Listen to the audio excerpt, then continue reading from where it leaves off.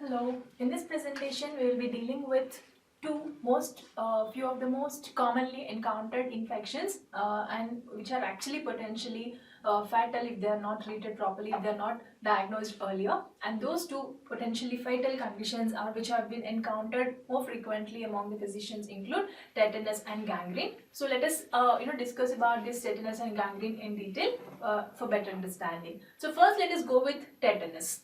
Tetanus is actually caused because of toxemia, that is because of the release of these exotoxins from an organism called as Clostridium tetani. This Clostridium tetani actually enters to the human bloodstream through a contaminated wound. This contaminated wound can be because of a dirty abrasion, or it can be a laceration, or an wound caused because of a prick or because of a rusty nail. So what happens is this Clostridium tetani, which is actually present within the soil or on the manure, it gets entered into the human bloodstream. Normally, Clostridium tetani actually is a normal commensal. I mean, it is normally present even in healthy individuals in the intestine. Even in some animals also, we can normally see this Clostridium tetani within the intestine. So, one other name for this tetanus is lockjaw. It is because of the neurologic, or it is because of the neurologic involvement which is leading to the muscular spasm, resulting in the stiffness of your facial muscles, or stiffness of the muscles which is due to spasm, resulting in locking of your mouth.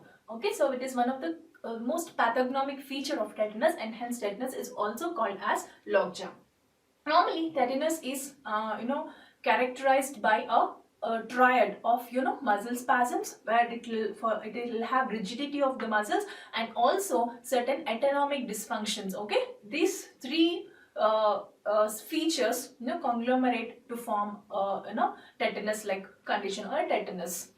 Normally, let us go into the microbiology of what this Clostridium tetani is. Clostridium tetani is actually a gram-positive aerobic rod which has a terminal round spore. Okay, it is a rod, it has a spore here, so it appears like a drumstick. Okay, it appears like a drumstick, which is again a characteristic feature of a Clostridium tetani. This Clostridium tetani actually needs anaerobic environment. As I told, it is an anaerobic organism, so it requires an environment where there is decreased oxygen tension. So this areas where there is actually decreased oxygen tension, there the proliferation or multiplication of these Clostridium tetani occur, which will result in the occurrence of the disease. This tetani this bacteria actually has two exotoxins which are released. One is tetanospasmin and one is tetanolysin. Tetanosporin, which is actually it is tetanospasmin, which is actually a neurotoxin. Okay, it has its effect directly on the motor end plates of the anterior horn, which will further lead to the muscular spasm. And we have tetanolysin, which is actually a hemolytic toxin. Okay, and the incubation period of this Clostridium tetani is usually somewhere between 3 days to 3 weeks, and normally the incubation period is higher in cases of the patients who are already immunized, who have good immunity. The incubation period is more, and this incubation period usually demonstrates the severity of disease. For example, if the incubation period is somewhere around 3-4 days, then the severity of the disease can be so grave, it can be fatal too. So if the incubation period is longer, milder is the disease. So that is how we can correlate between your incubation period. Next, we have something called as period of onset. What is this period of onset? Period of onset is nothing but it is a time between your appearance of your first symptom to formation of your the first spasm that is occurring. So this is called as period of onset. Even this period of onset, we have a particular prognostic value. If the period of onset is if the first reflex symptom, that is the first reflex spasm that is occurring, is less than 48 hours, it is fatal.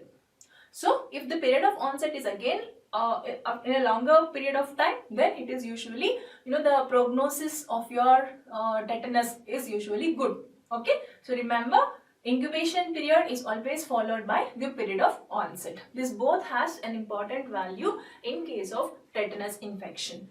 As we have discussed, we have various modes of entry for this tetanus, right? Clostridium tetani. What are those modes of entry? First is a dirty wound, usually which is caused because of rust, or when patient falls down, or there is any laceration and presence of cow dung or manure kind of soil is present, then Clostridium tetani can easily enter into and it can stay within that lacerated wound. One good thing about this tetanus is every one of us would have an injury some or the other time of life. But why most of us does not have a infection or tetanus infection is that because this tetani, the Clostridium tetani, which has to develop, if it has to develop, it requires an anaerobic environment. It requires necrotic tissue to be present there. It requires, area which is hypoperfused, where there is anoxia almost. Okay, in those conditions, what happens? There will be development or multiplication of this Clostridium tetani. If we have maintained the wound properly, if wound dressing is given properly, if a person is properly immunized, 50% of cases we would not see a tetanus reaction happening there. So first and foremost important thing, the wound has to be clean.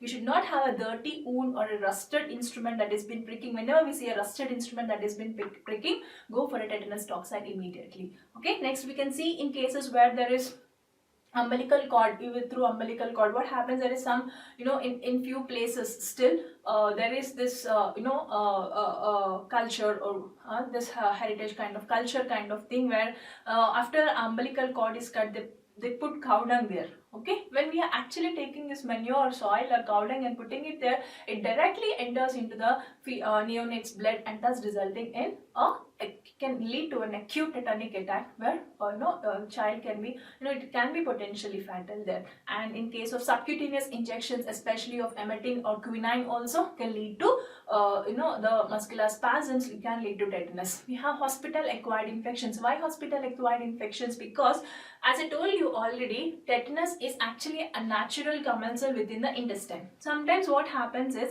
if a proper sterilization, first thing, if proper sterilization protocol is not followed, it can lead to tetanus. Second thing is, when there is a surgical operation which is near to your intestine and there was an operation done there, but it was not under proper control or it was not in a controlled environment, what happens is there can be infection with this Clostridium tetani there and it can lead to a hospital acquired infection or tetanus. And then we have through dental extractions also, when they are not properly done in a controlled aseptic environment, then it can also lead to tetanus. Normally what happens is, when there is tetanus, what is the mechanism of action? We have actually this tetanus actually entering the tetanus organisms actually entering into the bloodstream. After that what happens is, it seeks for an anoxic environment there. In the anoxic environment, what happens is it absorbs absorption of the, and in the anoxic environment it tries to multiply and releases the exotoxins. We have seen those exotoxins, right? Tetanospasmin and tetanolysin. After this absorption of the soluble exotoxins, what happens at the site of infection? From there we can see implantation of tetanus spores, which actually multiply into number of Clostridium tetani again. When these Clostridium tetani multiply, what happens is there can be further necrosis and devitalization of the tissues there. Why could this be there with that necrosis and devitalization of tissue? Because along with the wound there could be an injury to blood vessel, and it can also lead to some amount of thrombosis happening there. So after this necrosis or devitalization, associated with it, what happens? Whenever there is contamination with the soil, there can be calcium ions which can be impregnated there, and calcium ions are known to cause anoxia in the local environment. With that, what happens is there will be more amount of decrease in the oxygen perfusion. So it happily gets a nice anoxic environment and then nicely develops there. These soluble exotoxins which have been released from the side, what happens? They travel through to the CNS. This traveling to the CNS can occur in three different forms. First is through motor nerves directly. Second, it can enter to the CNS through bloodstream. Third thing, it can enter through your lymphatics. Okay. Once these exotoxins has reached the CNS, it usually attacks the motor anterior horns, motor cells of your anterior horn. Once they attack these motor cells of anterior horn, what happens? It actually raises an extreme hyperexcitability state. Okay, with this hyperexcitability state, what happens? From there, hyperexcitability of motor neurons occur, and it actually evokes a widespread reflex spasms can occur there. That is the reason when we actually thought after the incubation period is happening, we actually had something called as period of onset, right? This period of onset is where we actually see the first reflex spasm. Okay, after this first reflex spasm, what happens? Normally there will be first reflex spasm will occur, which will lead, sometimes what happens, it is in the initial stages, it is usually only to a stimulus, either patient when he moves or his leg, or when patient hits something onto the onto floor or while he's walking, only then the tetanus plasmatic reactions, the reflex spasms usually occur. But later, when the condition is getting further aggravating, in those conditions what happens, there can be a spontaneous reflex spasms occurring. Why is this all happening? What is the effect of exotoxin? The exotoxin acting there in the CNS level is actually an inhibitor of cholinesterase. With this inhibition of cholinesterase, what happens? There will be excess action of your acetylcholine, where this acetylcholine actually will cause your tonic muscle spasms, as we all know. This is actual pathology, how this tetanus is occurring. The entry of organism, its multiplication there, its release of exotoxins, these exotoxins going into the CNS through various routes, like your motor neuron route, by your hematology route, by the hematogenous route, by your lymphogenous route. After it ends entering into the CNS, affecting your anterior horn, motor cells of the anterior horn. After this release of exotoxins, where there will be decrease in the cholinesterase and increase in the acetylcholine, resulting in your tonic muscle spasms. This is the whole pathology, pathophysiology of your tetanus, how it is actually occurring. Next, what we have is, we have different types of tetanus. One is acute tetanus. Acute tetanus usually occurs within 48 hours, and once this acute tetanus occurs, it is grievous condition. Usually, most of the patients die because of this, because the primary thing is there is respiratory blockage. Patients usually, because of this spasm, what happens? There will be spasm of the respiratory muscles, resulting in difficulty in breathing, and this can result in death. So acute tetanus is present. We have local tetanus. Local tetanus is nothing but only one at the site of inoculation itself, that one single muscle or that single muscle group is involved, it is called as local tetanus. Urban tetanus is nothing but, normally in developed countries, what happens, patients are having this habit of injecting morphine, etc., resulting in tetanus. As I already told you, subcutaneous injections of morphine or quinine sometimes can lead into tetanus. So urban tetanus can be seen. Tetanus neonatorum is nothing but infection through the umbilical cord, as we have discussed. Usually it occurs at the 8th day. That is the reason this is called as 8th day disease. Recurrent tetanus, sometimes what happens is if proper treatment is not given to the patient, and initially there was a milder attack, sometimes what happens is tetanus can recur more than once in a lifetime. Then it is called as recurrent tetanus. Latent tetanus is something when the injury has occurred, probably the patient will not have any kind of tetanus attack.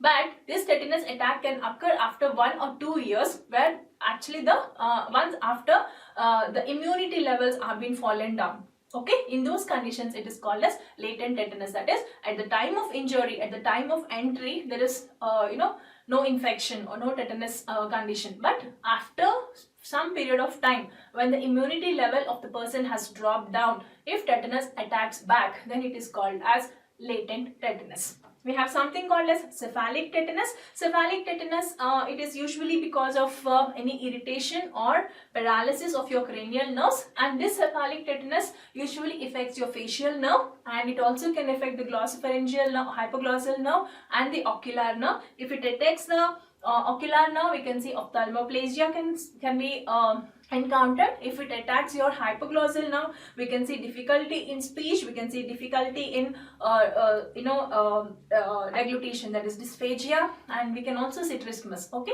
this is called as cephalic tetanus. Usually this cephalic tetanus is mostly caused because of a local tetanus, as we have seen, local tetanus where there was an injury to head and neck region, especially during an accident or trauma, when patient actually falls onto the face and there is a laceration or a wound which has been infected or just been contaminated actually with the dust or any manure kind of soil kind of material there.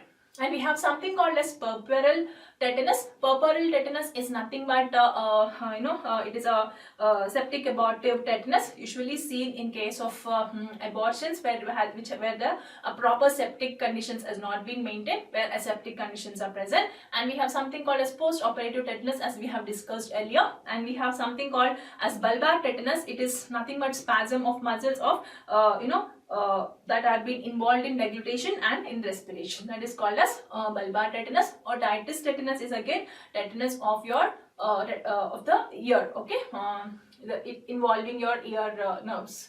And then coming to clinical features of your tetanus. There are various clinical features which are actually very pathognomic to tetanus. The first thing is trismus. Trismus, as I discussed, could be because of involvement of your cranial nerves such as hypoglossal nerve and also the spasm of the muscles that have been holding the mandible, okay, your pterygoid muscles, etc. And you can see pain. Patient can complain with stiffness of muscles because of the spasm. And we have a characteristic feature called as risus sardonicus. Risus sardonicus is an expression of anxiousness which is present on the patient's face. It is because these eyebrows and the corner of the mouth are usually dragged up. They are usually drawn upwards, which is giving a feature of anxiousness. This is nothing but risus sardonicus. And we have something called as opisthotonus. Opisthotonus is nothing but the back, the spine will actually be bent downwards, will be bowed downwards with rigidity of your neck and trunk. It is called as opisthotonus. It actually looks like a bow.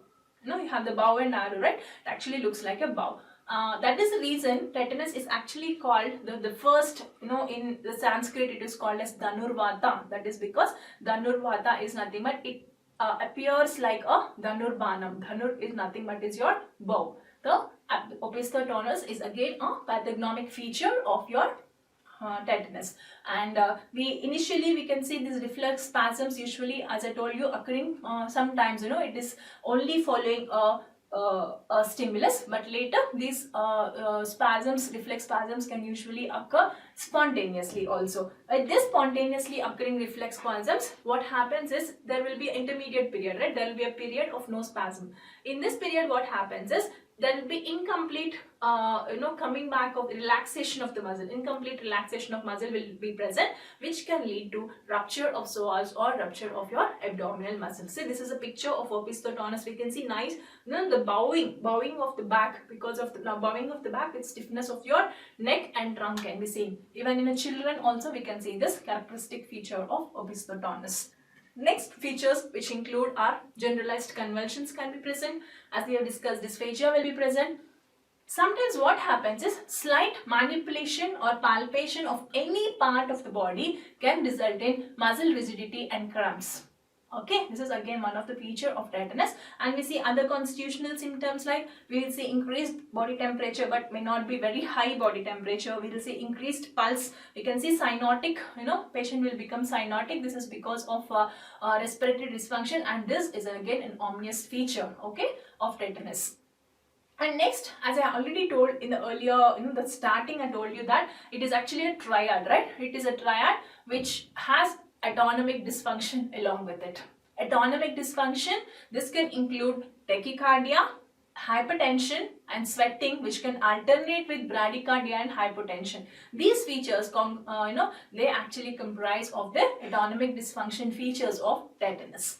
Now, coming to this management. Diagnosis is usually a history of the patient, history of his any wound history or any trauma history will be helpful. And also the clinical features itself are so pathognomic for our tetanus, and hence we can move into management now. In the management, first is prophylactic treatment and after treatment of an established case. In prophylactic treatment, remember immunization. As I already told, I've been continuously telling when I'm talking about tetanus. Immunized patients, incubation period is elongated. Immunized patients, onset of the disease is elongated. This is because when patient is already immunized, the severity of the disease is reduced. Okay, there will not be much fatal conditions if patient is properly immunized.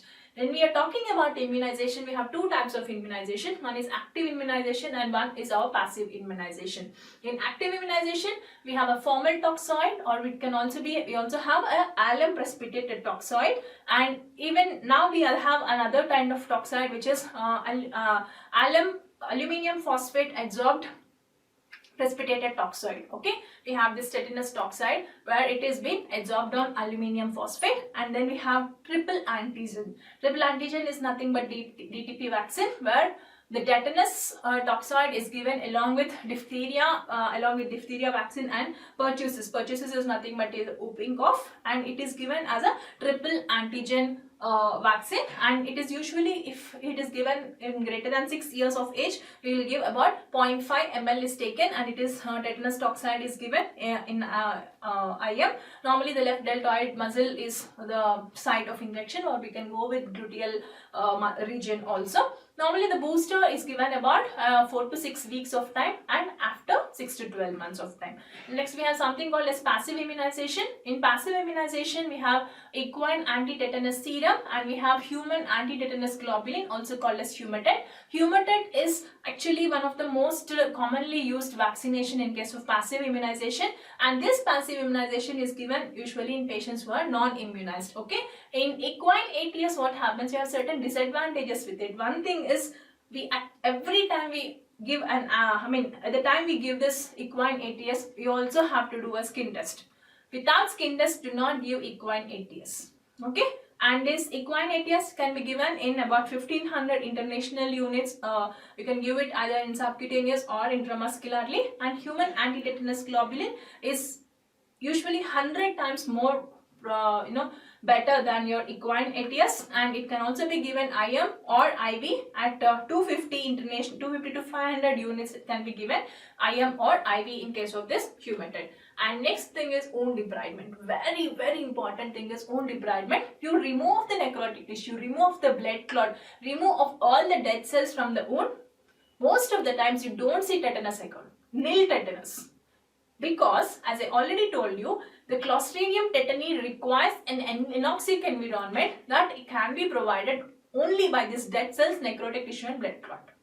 Blood clot, because of the calcium that is present there, it creates more amount of anoxic environment there. Okay, so wound debridement is very important, and antibiotic prophylaxis. Remember, antibiotic prophylaxis, a few of the indications for antibiotic prophylaxis can be tetanus, again especially when there is a wound because of a rusted instrument or because of a dirty wound or laceration. We have this antibiotic prophylaxis, and in this antibiotic prophylaxis, penicillin is our drug of choice. Transpenicillin, about 10 lakh units intramuscularly can be given for prophylactic. Next, we have this treatment of established cases. In this treatment of established cases, again passive immunization, we go with equine ATS or human anti-tetanus globulin. However, Humatet is more commonly used. Antibiotics, again in this antibiotics we again go for penicillin. Penicillin is our drug of choice. If patient is resistant to penicillin, then we go ahead with our tetracycline. Okay, and then wound care, good debridement of wound, proper dressing of the wound, preventing it to be exposed to external dirt, again has to be taken care of. And as I told you, for the initial lesions, an external stimuli can lead to reflex spasms, right? So isolation of the patient to prevent those reflex external stimuli has to be taken care of. Then management based upon the severity. In case of mild cases where it is present, it is only a tonic rigidity without spasm and dysphagia. In those cases, sedation would be helpful. Sedations like barbiturates can be given, diazepam can be given, we can give promazine to it. And in moderate cases, what happens? There will be dysphagia, reflex spasms, and also cyanotic convulsions.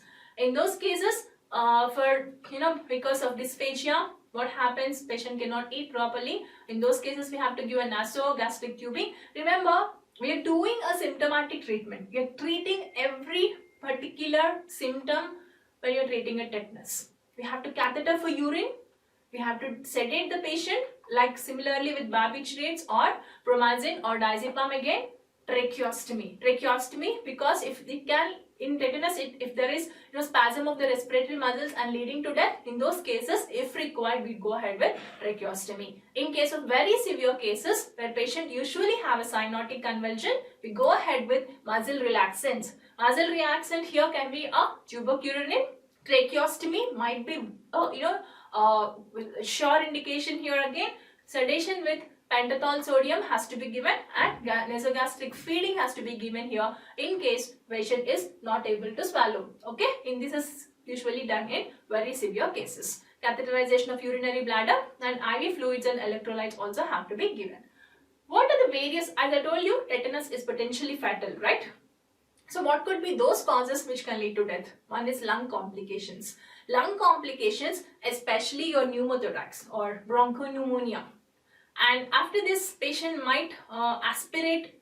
Aspiration pneumonia can be seen. Aspiration of the contents of pharynx can be, enter into the lung, leading to lung complications again. We have rigorous spasm of respiratory muscles, which also can lead to lung complications. We have barbiturate intoxication that can, it can lead to death also, such a factor, okay? And exhaustion due to repeated convulsions, and anemia can also occur because of repeated convulsions.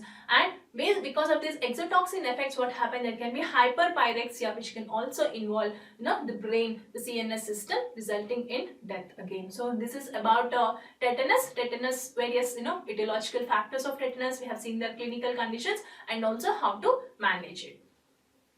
Our next topic is about gas gangrene. Gas gangrene is actually it is collection of gases within the muscle and also in the subcutaneous tissue. It is usually caused by Clostridium species, Clostridium perfringens and Clostridium welchi. That is the reason, as it causes this necrosis of the subcutaneous tissue, resulting in collection of gases there. It is called as Clostridial myonecrosis, caused by Clostridium species. It is actually an infective gangrene of the muscles, leading to collection of gases. This is the picture which is actually showing the necrotic limb, lower limb, where we can see bubbles of gaseous filled bubbles can be seen, which is because of gas gangrene here. Normally when we are talking about the etiology of gas gangrene, it is again because of extensive wounds and lacerations, where gas gangrene, the Clostridium species also require an anoxic environment, that is an anaerobic environment there. It is this gas gangrene usually occurs because of the contaminated wound again. After the contamination of the wound, there it should have an entry of this Clostridium species there, and it also have to production of toxins with a necrotic layer has to happen. If any of the one condition of these two does not happen, then we cannot see gas gangrene. So for gas gangrene to occur, we should have two important factors. One is entry of your Clostridium species, that is a welchi or perfringens, into the wound, and second thing is its multiplication, then production of toxins and leading to necrosis. So this is the actually the factor that is actually responsible for production of gas gangrene. We have various predisposing factors there. You can have bleeding or clot formation, wounds that have been contaminated with manure or soil, or its association with any other aerobic species such as Streptococcus species or Staphylococcus species. Why? Because if the aerobic organisms are present there, they actually utilize all the oxygen that is present there, leaving this area more anoxic, right? It becomes more hypoxic, to be specific. It becomes more anaerobic in nature. Thus, that area would be very much favorable for the Clostridium species to develop, to multiply. Occlusion of blood vessels, again it results in hypoxia. In case of diabetes also, we can see this gas gangrene as one of the most pathognomic feature, or one of the most complication of it. And if there is any pus in the muscle fibers and it has not been drained properly, it can lead to necrosis of tissue, further necrosis of tissue. This also can lead to formation of gas gangrene. Let me talk about the microbiology, or let me talk about the organ that is actually present there. The most common organ is Clostridium welchi. About 60% of gas gangrene is caused because of Clostridium welchi, and it is also other organisms are Clostridium perfringens, which is again one of the most common organisms that is frequently encountered. Other than these two, we have various organisms like Clostridium edematis. We have Clostridium bifermentans, Clostridium histolyticum species, and we also have Clostridium septicum. All these organisms are usually anaerobic and they are usually found in stools and also in vagina. It can, the wounds that can be contaminated with the stools, and this can lead to formation of gas gangrene. Even in the vaginal region also we find this the Clostridium species as most commonly seen. And we have various exotoxins that are present which have been released by this Clostridium welchi and perfringens, and some of those exotoxins are alpha toxin or lecithinase. This alpha toxin or lecithinase is actually a hemolytic exotoxin which is being produced, it acts on the lecithin, resulting in breakdown of the lecithin into phospholipids. And we have collagenase. Collagenase again acts on the collagen, which will also cause breaking down of collagen, resulting in necrotic material, development of necrotic material later. And hyaluronidase actually acts on the hyaluronic acid, which is actually the binding material, which will also act as a barrier for further infection to come. When hyaluronidase is produced more, this barrier, that is actually preventing the infectious agents to enter into the ground substance, is also broken down. We have leukocidin. Leukocidin is nothing but a toxin which actually kills the leukocytes, and we have theta toxin also, and this theta toxin is also a hemolytic toxin, and it is again a lethal one. However, it is not so aggressive as a lecithinase. So these are various types of exotoxins that are released by a Clostridium welchi and Clostridium species that are causing gas gangrene. However, coming to the organism types, we have two important types of Clostridium organisms, saccharolytic and proteolytic. Clostridium welchi is usually a saccharolytic organism. These saccharolytic organisms usually are present on the sacrolemma, which will break down the muscle glycogen into carbon dioxide and hydrogen and a lactic acid. When there is excessive production of this acid, what happens? The saccharolytic organisms stop proliferating. Then the proteolytic organisms take over, where they cause act on the proteins, where there will be liberation of proteinase, and also they form there will be formation of amino acids within the tissues. So this is how the saccharolytic and how the proteolytic organisms act. In the pathology, what happens is, normally when these organisms multiply, they actually invade the tissues. Because of the inflammatory action acting over there, it causes edema, right? Once the edema is present, it forms formation of edema, edematic fluid, and also we have this fluid is nothing but your gaseous substance and liquid substance will be formed. This will lead to further necrosis of that area. In the further necrosis, in sequelae of that, what happens? We can see various gas bubbles. Initially, this gas bubble is usually filled with hydrogen, which is normally does not have any order. Okay, it does not. It is usually orderless. But in course of time, what happens is these gas bubbles are filled with hydrogen sulfide, ammonia, which actually have a fetid odor, and in due course of time, the skin over the lesion usually starts changing its color. It can become a greenish khaki type of color.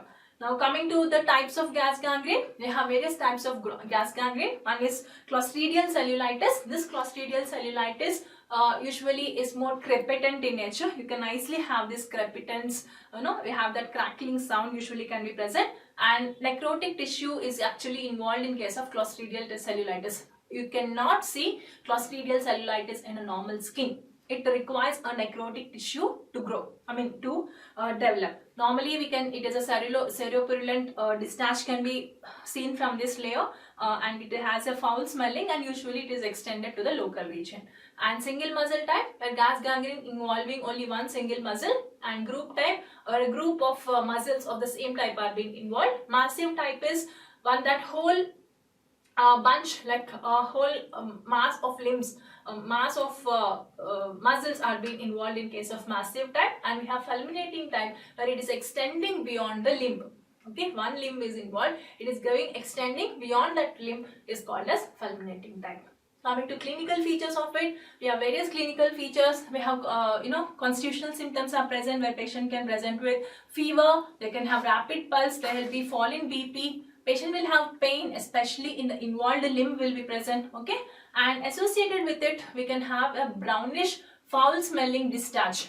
Can also be seen in case of this gas gangrene. And decreased BP could be because of the toxins that are released, and these toxins can have effect, or they can actually suppress your adrenal glands, suprarenal glands, resulting in decreased in BP. Next, the surface of the skin, as I told you, could be khaki to greenish colored skin can be present. Crepitus is one of the pathognomic feature. If it is liver is involved, the appearance of liver could be foaming liver type, and if it is the exotoxins, the toxins that have been released can result in septicemia. This can further lead to kidney failure or circulatory failure, and it can lead to death further. Now, how to investigate that? Microscopic examination can be done. Usually gram staining is done. In this gram staining, we can see the bacteria that are present. However, Clostridium welchii would not show any spores, whereas Clostridium perfringens would show us some spores. And culture will be culture of the organism would help us in knowing what kind of organism is causing this. And Naegler's reaction is usually positive in case of this tetanus. In case of this gas gangrene, and even X-ray, especially the chest X-ray, could show you, or any X-ray of the involved limb can also show you gas shadows present there. Okay. And then the management, prophylactic management and management of an established lesion should be taken care of. Prophylactic, first is prevent the formation. Prevention is better than cure. To prevent the formation, do not have any tourniquet tightly tied before, because that will further cause obstruction to your circulation. And then wound debridement again is very important. Remove all the necrotic tissue, any hemorrhagic blood clots. And penicillin is our drug of choice here, where 2 grams 4 times daily can be given as a prophylactic measure. Immunization, we have passive and active immunization. Passive immunization, we can go ahead with intramuscular anti-gas gangrene of polyvalent serum. And active immunization, alum precipitated toxoid can be given as 2 doses for 2 to 6 weeks at intervals. And the booster dose can be given at somewhere in between 3 to 9 months of time. Whenever we have an established case, especially of gas gangrene, usually gas gangrene, if it is established, would most of the times does not react to your medical therapy. Hence, a surgical treatment is usually usually have to be done there. So in this case, we give a multiple longitudinal incisions, and surgical debridement has to be done. If required, amputation of the amputation has to be done, and we'll go with guillotine type. And as I told you, avoid tourniquet in these cases, because it will further deteriorate the condition. Always have a safe margin. Always have a safe margin of excision when we are doing, or in the case of surgical debridement. And SAPA2 therapy, penicillin is a drug of choice. Patient is resistant to penicillin, then go, or patient is not resistant, sensitive to penicillin, then go ahead with tetracycline. And transfusion of blood and colloids have to be done. This will be to combat any shock, the septic shock, and also transfusion of colloids also have to be done. Anti-gas gangrene serum has to be given, and hyperbaric oxygen therapy to create an oxygenated environment in the area where more amount of Clostridium tetani species are occurring. This is because they actually multiply in an anaerobic environment, right? So by giving a hyperbaric oxygen therapy, what happens? We can create a more oxygenated area there. Create an aerobic environment there, thus which will cause decrease in multiplication of your anaerobic bacteria, that is your Clostridium welchii or Clostridium perfringens. So other infections that are caused by this Clostridium welchii include gangrenous appendicitis, we have food poisoning, biliary tract infection, we have necrotizing enteritis, we can also see uterus infection, which is post-septic abortion in case of post-septic abortion. So this is about gas gangrene. We have seen types of organisms that are causing gas gangrene, its features, and how do we actually manage them. So hope this gives you a better insight into your 2 most commonly encountered infections, tetanus and gas gangrene. Thank you.